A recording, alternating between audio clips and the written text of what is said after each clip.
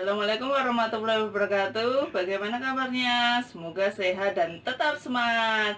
Hari ini kita akan membahas materi tentang dinamika kependudukan. Nah, materi ini ada beberapa tujuannya. Yang pertama, menjelaskan komposisi penduduk Indonesia. Yang kedua, menjelaskan perkembangan pertumbuhan penduduk Indonesia. Yang ketiga, menjelaskan kualitas penduduk Indonesia. Dan yang keempat, menunjukkan keragaman rumah adat, pakaian, tarian yang ada di Indonesia. Sebelum masuk ke dinamika kependudukan, coba kita perhatikan dulu gambar yang ada di samping. Kalau kita perhatikan, Indonesia masuk dalam 4 besar penduduk terbanyak yang ada di dunia. Yang pertama ada Cina, kemudian yang kedua ada India, yang ketiga ada Amerika Serikat, yang keempat Indonesia, dan yang kelima Pakistan. Wow, cukup besar jumlah penduduk yang ada di Indonesia ya ternyata. Jumlah penduduk yang banyak tadi bagi Indonesia bisa menjadi keuntungan dan bisa juga menjadi kerugian. Bagi bangsa Indonesia, jumlah penduduk yang banyak bisa menjadi keuntungan ketika didukung oleh kualitas penduduk. Nah, kualitas penduduk ini ada 3 penentunya. Yang pertama ada pendidikan, kemudian ada kesehatan, kemudian yang ketiga ada kesejahteraan sosial atau dilihat dari tingkat pendapatan masyarakat. Jumlah penduduk yang banyak tadi bisa menjadi kerugian bagi bangsa Indonesia ketika penduduknya tidak memiliki kualitas. Nah, apa sih usaha pemerintah untuk meningkatkan kualitas penduduk Indonesia yang sudah dilakukan oleh pemerintah? Yang pertama adalah dengan adanya beasiswa, kemudian adanya dana BOS, kemudian ada program wajib belajar. Ini yang sudah kita rasakan saat ini. Perhatikan persebaran penduduk yang ada di Indonesia. Nah, persebaran penduduk yang ada di Indonesia ini tidak merata, karena yang paling banyak ada di Jawa Barat, kemudian yang paling sedikit penduduknya ada di wilayah Papua. Ada beberapa faktor yang dapat mempengaruhi persebaran penduduk tidak merata. Yang pertama adalah sejarah. Kita tahu bahwa penjajahan Belanda hampir semua aktivitas kehidupannya itu ada di Pulau Jawa. Kemudian yang kedua adalah jenis tanah. Jadi ini menentukan kesuburan karena digunakan untuk lahan pertanian dan perkebunan.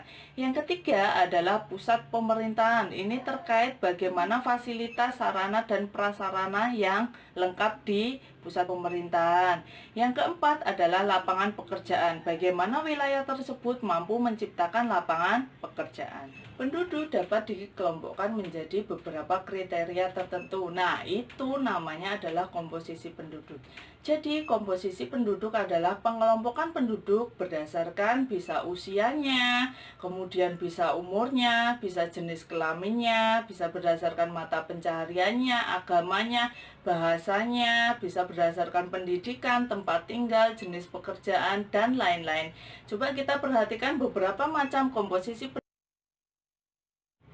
Penduduk dapat dikelompokkan menurut umur dan jenis kelamin. Nah, itu namanya adalah piramida penduduk. Piramida penduduk ada 3. Yang pertama piramida penduduk muda, kemudian piramida penduduk tua, kemudian piramida penduduk stasioner. Mari kita lihat penjelasan beserta ciri-cirinya.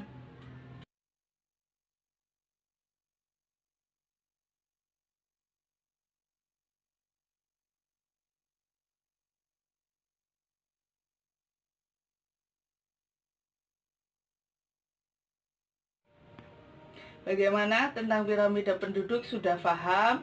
Ya, kalau sudah paham, kita beranjak ke pertumbuhan penduduk. Apa sih sebenarnya pertumbuhan penduduk itu? Jadi, pertumbuhan penduduk adalah keseimbangan dinamis antara kekuatan menambah dan kekuatan mengurangi dari penduduk.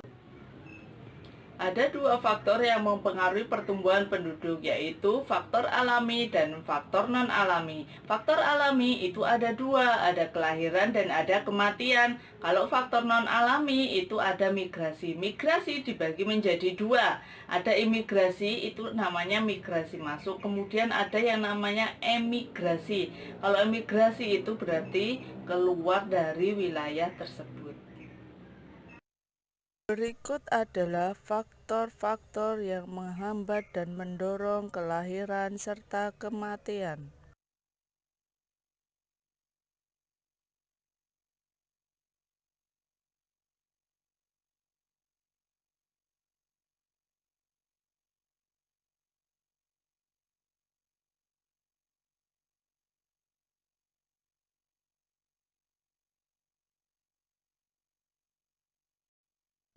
Adapun akibat pertumbuhan penduduk yang cepat antara lain,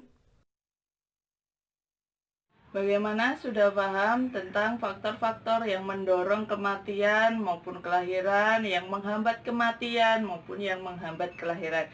Kalau sudah paham, kita akan beranjak pada suku bangsa dan etnik. Suku bangsa adalah sekelompok manusia atau masyarakat yang memiliki kesamaan budaya sehingga menjadi sebuah identitas. Nah, ciri-ciri dari suku bangsa yaitu setiap suku bangsa itu memiliki yang pertama kesatuan budaya, yang kedua adat istiadat yang sama, kemudian yang ketiga memiliki bahasa yang sama, dan yang keempat adalah memiliki nenek moyang yang sama atau berasal dari satu nenek moyang. Dan yang membedakan suku bangsa satu dengan suku bangsa yang lainnya, kita bisa lihat dari adat istiadatnya. Kemudian yang kedua, kita bisa lihat dari sistem kekerabatannya. Kemudian yang ketiga, kita bisa lihat dari keseniannya. Yang keempat, kita bisa lihat dari tempat asalnya. Kemudian yang kelima, kita bisa lihat dari bahasa daerahnya. Jadi, jika ingin membedakan suku bangsa satu dengan yang lainnya, kita bisa lihat dari 5 ciri ini. Perbedaan kebudayaan daerah satu dengan kebudayaan daerah lain kita bisa lihat dari 5 hal.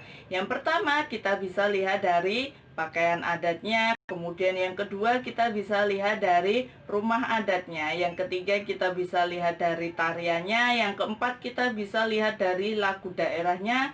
Yang kelima, kita bisa lihat dari upacara adatnya. Yuk kita simak beberapa gambar berikut ini.